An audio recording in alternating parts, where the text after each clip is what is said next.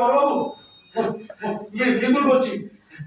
আমাদের বাগানে না কারা যেন ঢুকেছিল। কারা মানে কয়েকজন ঢুকেছিল, আমি চিৎকার করতে পালিয়ে চলে গেল। না না না, আমি চিনতে পারিনি তাদের। না না, কিছু না। আমি চিৎকার করতে পালিয়ে গেল, আর বাগানে কিছু ইট বালি সিমেন্ট ফেলে রেখে চলে গেছে। না না না, বলছি আপনি আসছেন তো, তাহলে আসবেন। কিছু হয়নি, তুমি শুতে যাও।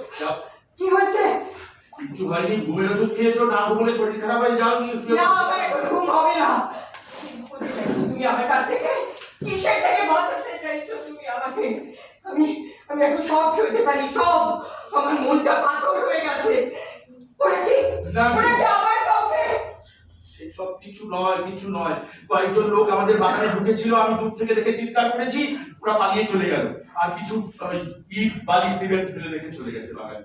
ইট বালি সিমেন্ট? কিন্তু কেন? সেটাই তো ভাবছি। কিছু একটা তৈরি করতে এসেছিল আমাদের বাগানে, কিন্তু কেন?